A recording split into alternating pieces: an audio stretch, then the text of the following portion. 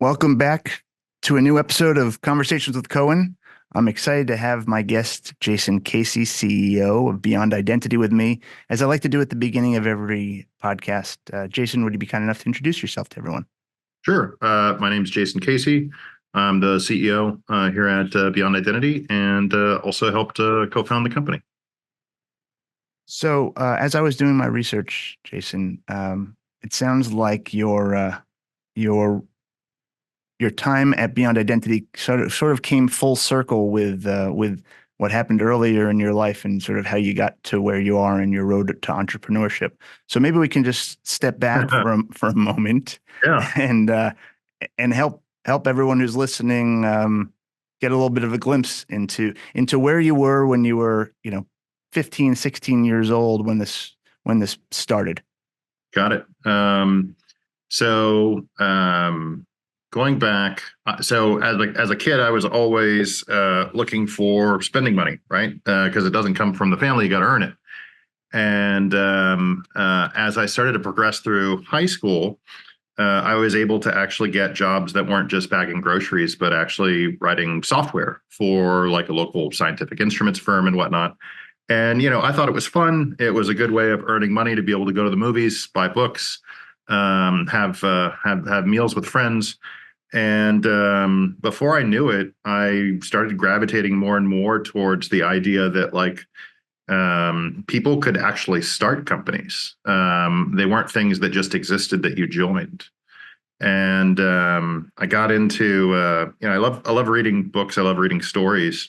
And I was just walking through a library, poking at books when I was on campus at University of Texas at Austin, and I found this book called Superman or The Superman, and it was about the founding of Cray Computer and Seymour Cray. And that was probably like my first experience with this concept of not only can you start a company, but you can start a company that does material things and is really, really interesting. Fast forward a little bit when I kind of got the startup bug. My first startup, I was 19 years old. I didn't deserve to be there, but for whatever reason, they hired me. And I was writing software for them. And there was this author writing books that was just a great, great writer, great stories, Michael Lewis. And he wrote this book called The New Thing that was like the third one of his that I had read. It's about this guy named Jim Clark. And it was the things that came across in the story that was fascinating was number one, just obsession, like just unequivocal obsession about solving a real problem. But the other thing was just the not just the obsession, but the problem that he was solving, first creating Silicon Graphics, and then moving on creating Netscape and kind of ushering the world really onto the internet. And so yeah, it was a fascinating book. It stuck with me for a while. The character of Jim Clark from that book was incredibly fascinating in all sorts of different ways. And the I went off and kind of had my career. And around 2019, I was a CTO of a company here in New York called Security Scorecard, and I was getting the itch to go try and start my own company. And there were some things that I was really interested in doing that I thought could really kind of move the security world forward. And I had taken a break between after I left. I was on a I was actually on a boat sailing in the Mediterranean. It was just me and my wife. We originally had planned it to have some couples join us, and long of it, it ended up just being the two of us and a captain on a boat sailing around the Mediterranean, just reading books and eating fresh food out of the ocean. And I get this email, and it purports to be on behalf of Jim Clark. And my first reaction was spam, and I deleted it. And one of the funny things too is for those of you that haven't read the story and the new thing, like Jim's an avid sailor, like he's a very avid sailor, has some very impressive not just sailboats but racing boats, and has contributed to that world in a big way. But I get another email, it says similar things, but it's a little bit longer. And I start reading it, and I finally just respond. I still don't believe it, right? Because the story of Jim was the story of a Texas guy who went to California, built three massive companies, and my understanding was he was then he had kind of retired to Florida and was just doing things with sailboats. And long of it, I ended up meeting with Jim upon my return from vacation. And Jim convinced me that I didn't want to go start my own company. I wanted to join him and help him start his new idea. And that leaning in with my security background, we could make something that would be even bigger. And it's we can probably talk about this particular thing for a while, but yeah, it was a very almost an out of body experience, right? You read a story about a guy when you're 19 years old that fundamentally inspires you to realize that lots of people can actually start tech startups, and some of them can even be successful at it. And 20 years later, like almost to a T, 20 years later, I get an email, and 1, 2, 3, and we're off to the races.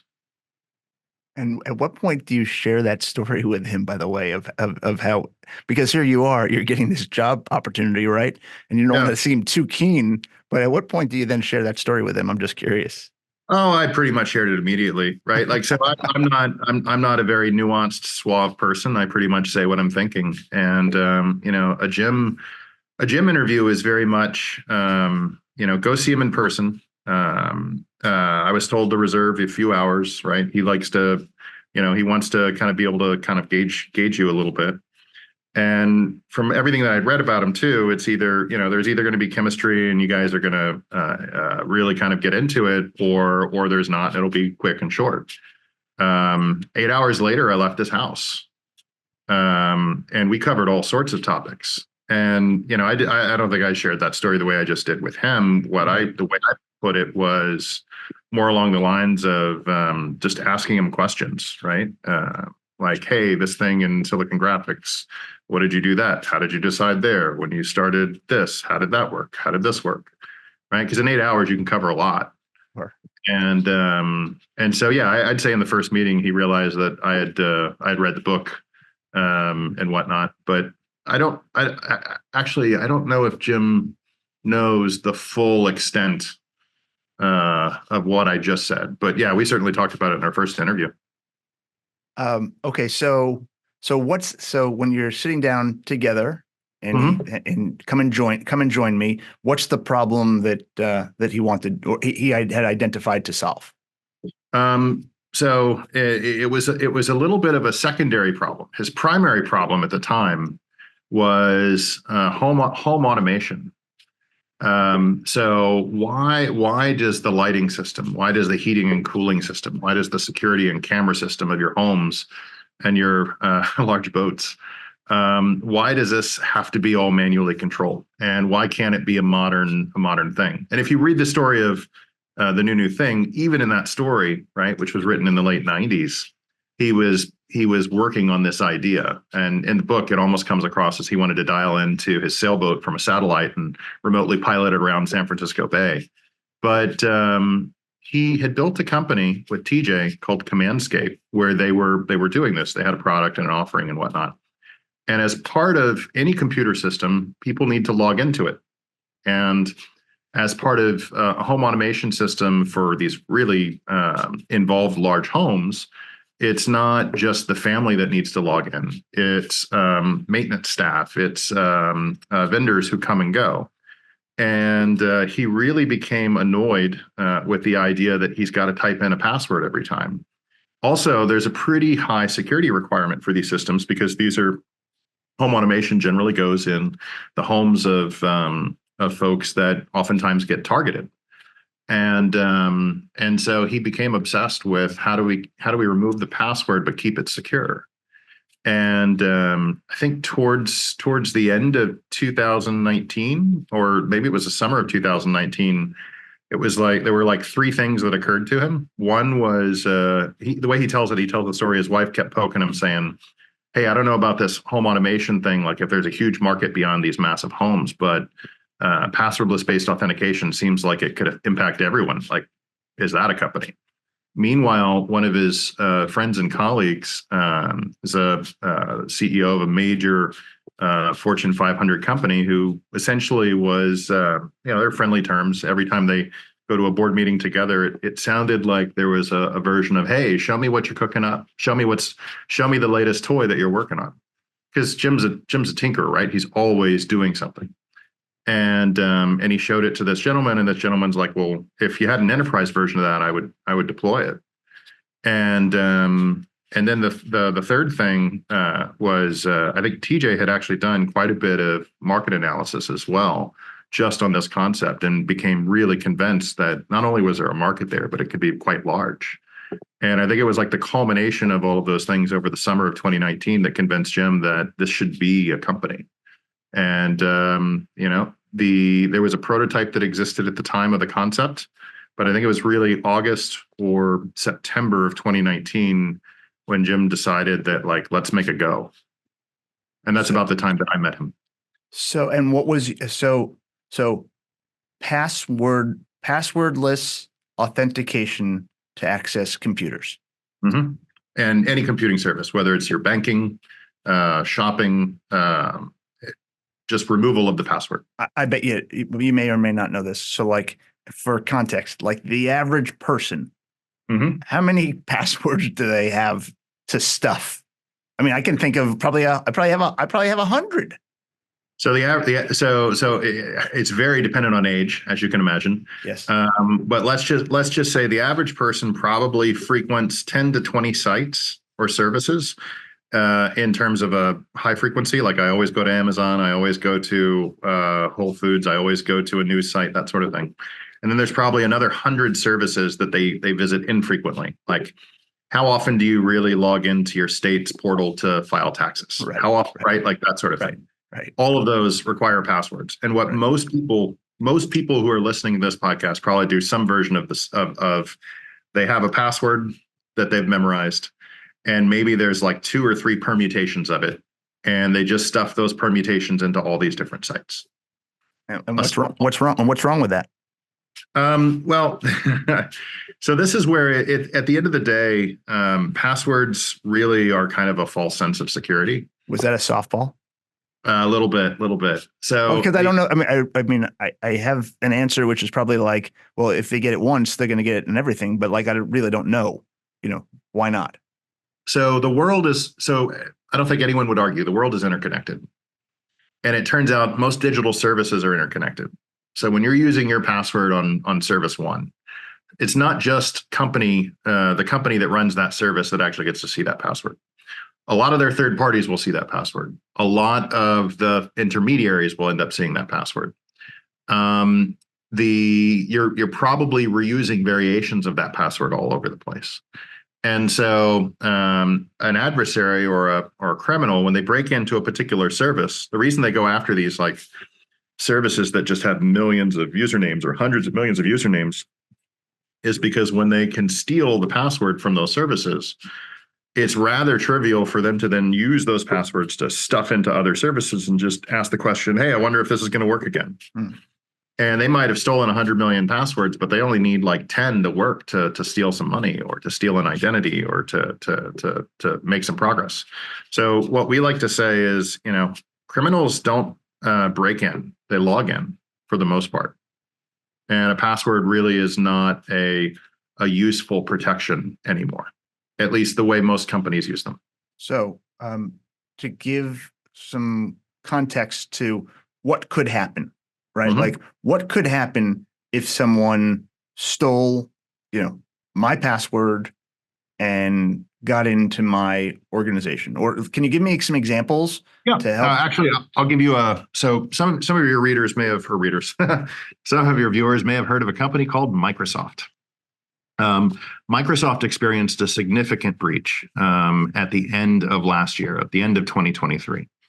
And the significance of the breach is so much so that the Department of Homeland Security just issued a report called the CSRP. It's like 60 pages, detailing kind of like the failings of what happened.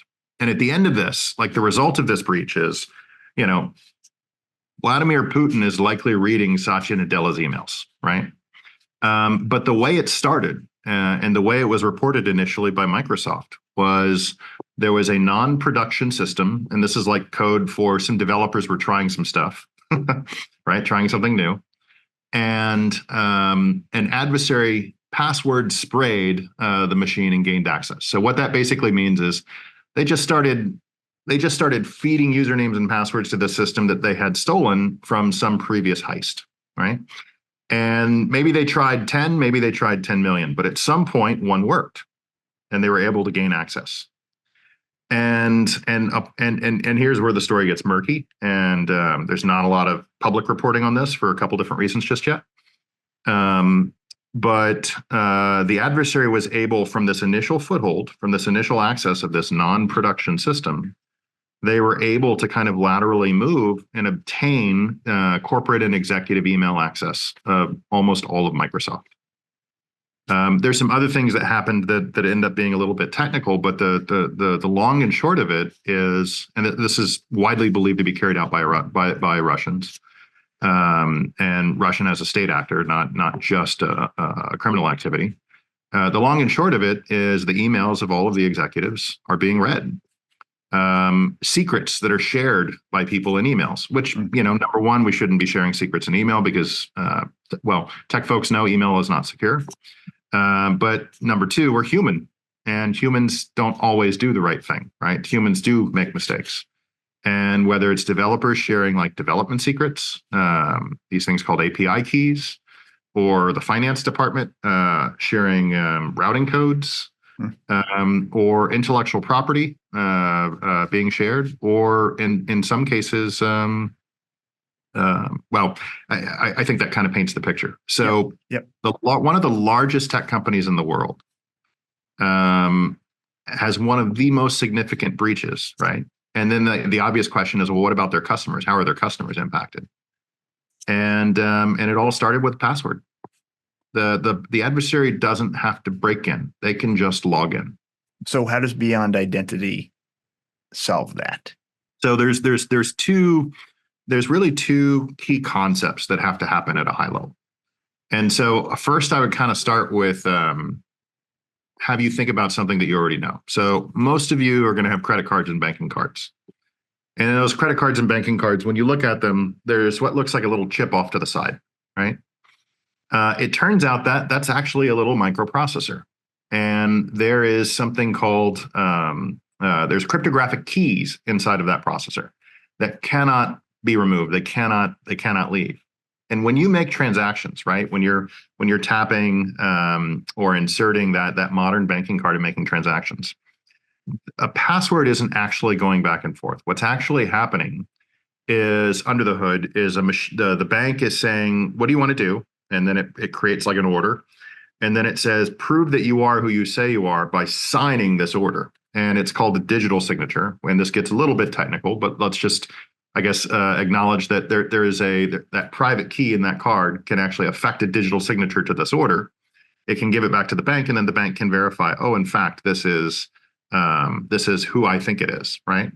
And from an authentication perspective, that's called a possession proof. The user just proved they possess the bank card. If it's an ATM card, typically they'll ask for a second factor, and that second factor might be a PIN, right? PIN's a form of password depending on how it gets used. But the adversary would have to have that particular card and that particular PIN, Which is the password. Exactly. Okay.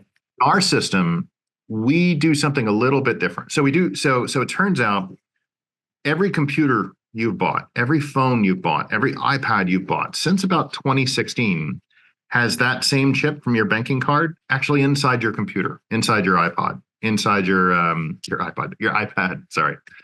And it can actually be, and it's actually more capable than your banking card.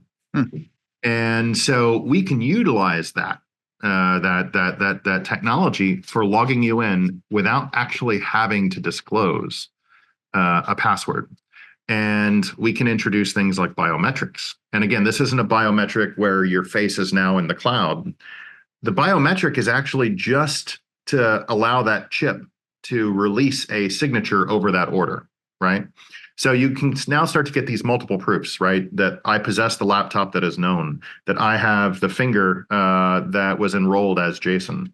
And you could add a PIN or a password if you want, but in this system, no secret information is actually moving around, right? And this is the beauty of asymmetric cryptography and the beauty of these modern signature systems.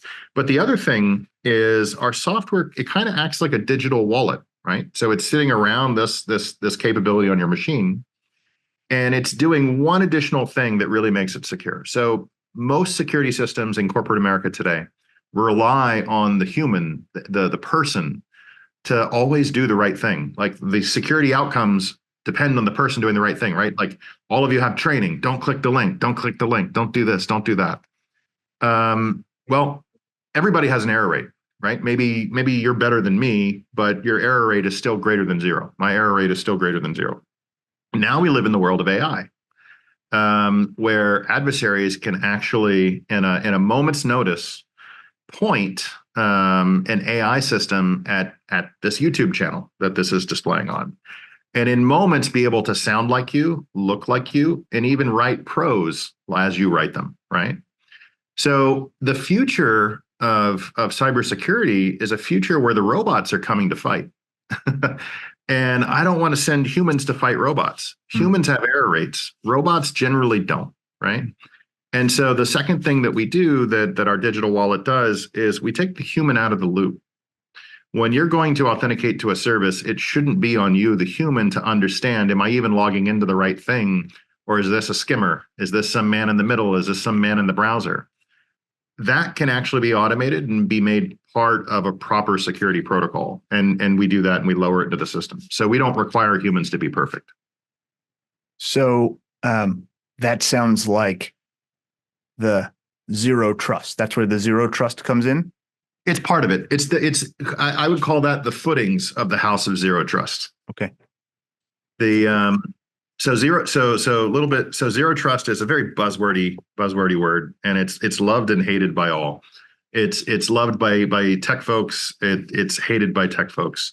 But what it really means is when you think about when you're getting on an airplane and you're going through security, and the security asks you, "Hey, do you have an ID?" They don't accept you just saying yes and walking through security, right? You actually have to show them your ID. Right.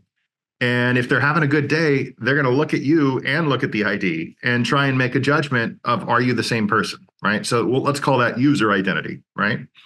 But that's not where they stop. The next thing that they want to understand is, all right, just because you're who you say you are doesn't mean you can go get on that airplane. I want to know if you're actually safe to get on that airplane. I'm going to have you walk through an imaging machine. I'm going to have your luggage go through an imaging machine. I'm going to randomly chemically test your person and your bags for explosive residue. So they're applying a concept of zero trust, which is, how do I know who you are, and how do I know that you are safe for the environment that I'm about to admit you to? And so we do something that's no different. So when I say those first two properties are the footings of the house of zero trust, it's not enough to know that this is Jasson and I'm connecting from Jasson's device. I just like that airplane example. I also want to make sure that Jasson's laptop doesn't have bomb on it if we're about to give him access to the banking account, right? And obviously, I don't mean bomb. What I really mean is that it hasn't been Trojaned, that there's no malware on it, that it's not configured so insecurely that it's trivial for an adversary to use as a bridge into the bank. Right. Excuse me. And there's quite a bit more than that, but the core concept of zero trust is to operate a little bit more almost like the military or the intelligence community. And you don't really take any trust for granted. You don't take any trust because someone else said so. You're constantly reassessing. And you're doing it with the smallest number of assumptions that you possibly can get away with. So based upon what you've explained as what Beyond Identity does, what are the biggest hurdles that you're encountering for adoption by corporations? The biggest hurdles that we encounter by adoption. So technical literacy around cybersecurity obviously is still low. And the core of a lot of the security scenarios that we love to get into and talk to is not necessarily understandable by a large audience. And so I would say we spend a lot of energy and a lot of time trying to translate that into kind of what are the business outcomes that are actually preventable, not just reducible, but actually preventable. And that's where we've actually been making that's where we end up making a lot of traction. Unfortunately, we also make a lot of traction by we'll pitch to a prospect, we'll explain what the problems with their setups are, and they will say, I understand it, it logically makes sense, but I think I'm good enough. We'll talk again later, and they'll come back to us later after they've been breached. Mm. And it's the shortest sales cycle ever when they come back. But it's also an unfortunate sales cycle. It's like we were breached. It happened exactly like you said it would. And how fast can we get this in place? So for this audience, could you help? You've painted one example, but what are some of those examples that you share with organizations of things that could happen? So it's actually quite easy.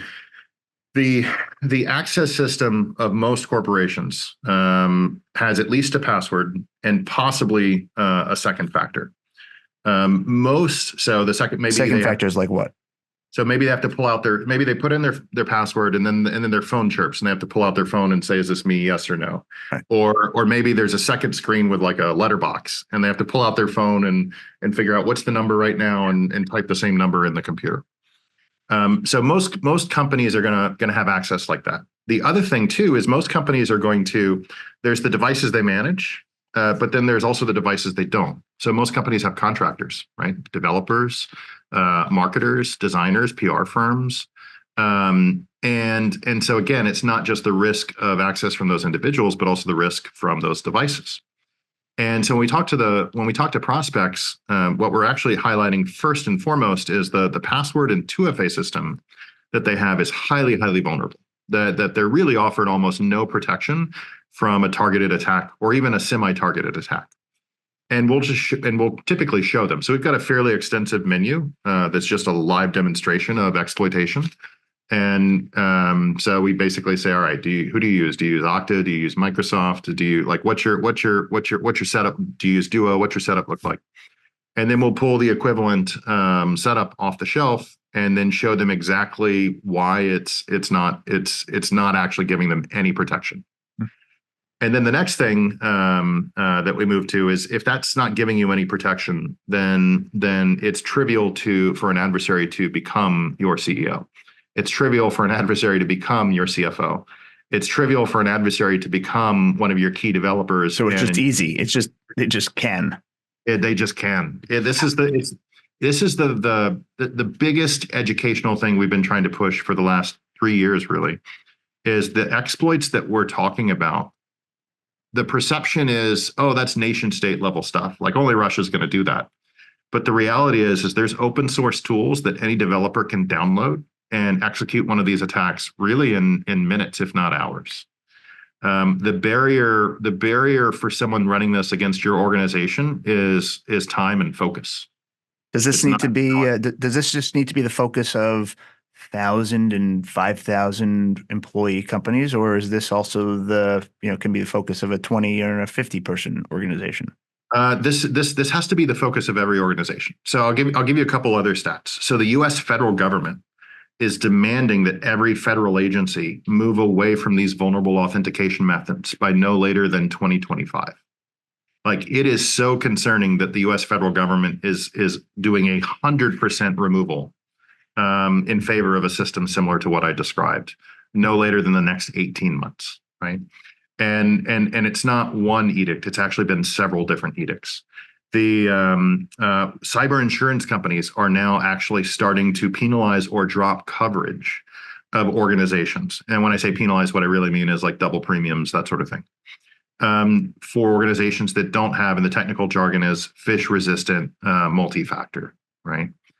And then, of course, there's the consequences of if you don't pay attention to security, and you do get breached, there's generally two bad outcomes. So one is financial. Your money gets stolen.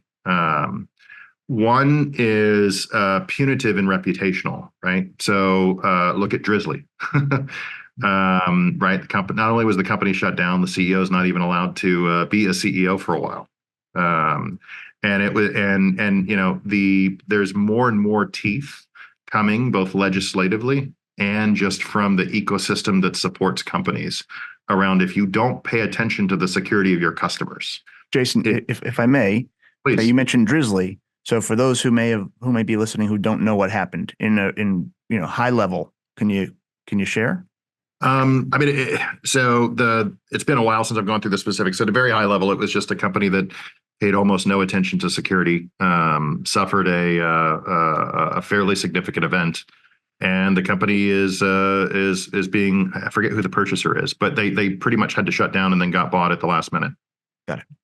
And their CEO suffered, like I think the SEC sanctioned the CEO, and I can't remember exactly what the term is, but he's not allowed to be a CEO for a while. So there's just risk there's risk financially and reputationally, and it's none of it's good. Yeah, yeah, yeah. Who would have thought? It turns out there's consequences for not protecting your customers. To change channels, you were talking about it's 2000, I think it was 2019 when you thought you were going to go start your own thing. Yeah. And then you get this opportunity to join some other folks and start something. Mm-hmm. What have been, and you were part of another organization that had started something, but but it wasn't necessarily your own, if you will. Is that fair? With Security Scorecard, were you a co-founder there? No, I wasn't. I was brought into Security Scorecard around 2016 to be their CTO. They were already doing, like, I don't know, like 5 million in revenue. They were on their path to success. They wanted to build out a much larger engineering organization and just bring more people to bear on kind of more advanced analytics.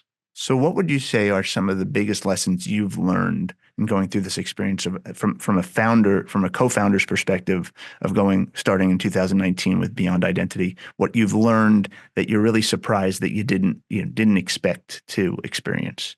Well, COVID's the obvious answer.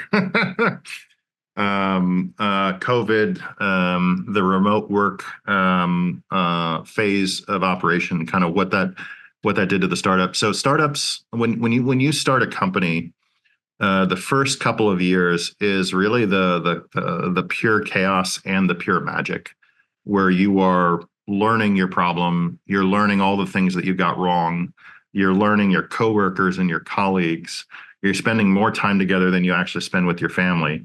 And you're pushing through a lot of just hard scenarios to make something come into existence that by all rights doesn't deserve to be there. And then in 2020, so we were really only how old of a company were we? We'd only been moving for like 6 months. We had a proof of concept. We had one customer about to close. We'd lined up our A round, but we hadn't actually closed the financing, and COVID hit. I mean, we weren't special. COVID hit the world, right? But it was very jarring and concerning and anxiety inducing in terms of, like, how are we going to move forward? Turned out to not be as big of an issue from the business sense of the perspective, in that, like, customers were all going remote work. It was actually easier to have conversations with them than before, because how are they going to protect their remote workforce? But the things that surprised me was a lot of the tools that I had personally learned around management and leadership. I started to realize how much of it was based on in-person interaction and in-person relationship building. And a lot of the stuff that had worked for me personally in the past wasn't working in a pure remote environment. So that was a big aha moment. The other thing too is, like, there's always a counterexample, right? Like, there are startups that have started from the beginning as remote and scaled all the way through as remote. But they generally are the exception and not the rule. And there is a certain amount of magic that happens with kind of in-person chemistry that I don't think can actually be replaced. And I don't know if I necessarily subscribed to that concept before COVID happened either. I thought you could just as easily create a remote culture as you could an in-person culture. I'd say those were the biggest things that really kind of surprised me during COVID. And you're, it sounds like you're an avid reader. Yes. So are there things, if we're talking to people who are thinking about starting a business, are there books that you'd put top of the list? It sounds like the new is one of them. Are there other books that are like must reads for folks? So that's one question. And the other question is, what are you reading now? So two things. Maybe my answer is a little controversial here. There's a lot of like self-help books about how to run a startup. And I've read a handful of them, and I generally don't like them. And the easiest litmus test is look at the author. Did the author start and run a startup? Was it successful? That doesn't mean that can you actually learn something useful from it? But one of the big things I've found, especially in the last 10 years, is there are many, many people happy to tell you about their experiences as they joined a company that was already successful. There's far fewer people that helped create that success that have the time to write about it. With that said, I love corporate biographies. I love corporate stories. I know there's a little bit of embellishment and they're trying to build likable or interesting characters. With that said, the new thing was a great book. I mean, the first book I ever read, I don't even know if it's in print anymore, but the first corporate biography that I actually remember was The Superman about Seymour Cray. It's a great story, but like a startup, honestly, is mostly about grit. It's about having an idea, being able to execute on that idea yourself, and pushing through the hard times because there's going to be a lot. Like by definition, what you're trying to do is stupid or not doable, right? Otherwise, someone else would be doing it. I found Fred Wilson's blogs to be really useful as a counterpoint. For those of you who don't know, Fred Wilson is a VC here in New York. Actually, I've never met him. Love to. But Union Square Ventures is his thing. He used to write a blog. I think it was called like MBA Mondays or something like that. And it was never more than 2 or 3 pages and incredibly useful on Fred's reflection of how he did a thing or how he saw his successful versus unsuccessful investment company founders do things that worked or didn't work. What am I reading right now? I'm actually reading a couple things. How Democracies Die. I forget the author's name, but it's obviously we're in an interesting time in the world with really strong progressive slash inward facing or isolationist tendencies in kind of U.S. politics, but then also overseas. We've got Russia kind of doing what they always said they were going to do, but the rest of the world now realizing they meant it. We've got China looking at also doing something similar, essentially what they were telling us they were always going to do, but now we're actually realizing it. And then there's another one. Let's see, The Return of Great Powers. So this is a book just came out by a CNN reporter. He's on kind of a national or a foreign affairs beat. And then I'm looking forward to it. I don't have it yet, but Dmitry Alperovitch has a book coming out in a week or two, and it's similar. And so Dmitry is, for those of you who don't know, is a co-founder and CTO of former CTO of CrowdStrike. And his new book is called World on the Brink. And for fiction, I love reading science fiction, fantasy, historical fiction. And I'm actually rereading right now a book I've probably read, or a series I've probably read a couple times by a guy named Peter F. Hamilton. And it's called the Faller series. But How do you have time? How do you have time to read all this? I mean, I I do ride the train. So I live in the country, but I work in the city. So we come in on Mondays when the wife's coming with me, she drives, and sometimes I'll read in the car. I do fly a lot of places, and sometimes it's just I'm a big guy, and we're a startup, which means I'm in a small seat. And sometimes the only thing I can really do is either sleep. Actually, I can't really sleep. The only thing I can really do is either close my eyes or read a book. There's always time. There's always time to read. It's I don't know. Like, don't be that person who's too busy walking to work that they can't buy a car. There's always time to read. And it sounds like it's had a profound impact on your life. Oh yeah. Well, I mean, you can read faster than you can watch. You can read faster than you can listen. And books is the transcribed history and thinking of our civilization's past. Like, why would you not? It is the fastest, easiest way to experience more than you personally can. Well, this has been awesome. Thank you, Jasson. How do people find you and find Beyond Identity? So beyondidentity.com. I'm on, I have I guess it's not Twitter anymore. I guess I have an X profile. I'm on LinkedIn. We are at, our business is at the major security events as well, whether it's RSA, coming up in 2 weeks, Gartner Security in DC, the first week of June, Identiverse in Vegas, the last week of May, Black Hat in Vegas sometime in August. We're a New York-based company. And yeah, hit us up on the website, hit us up on LinkedIn, hit us up on Twitter. And as I like to do, I'd like to just give you the stage if there's anything that you'd like to share or I didn't cover or that you'd like to say.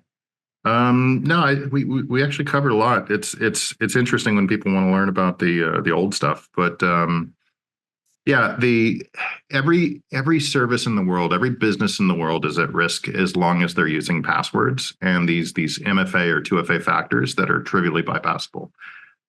Whether it's with us or someone else, you need phish resistant MFA in place to protect your business, to protect your workers, and to protect your customers.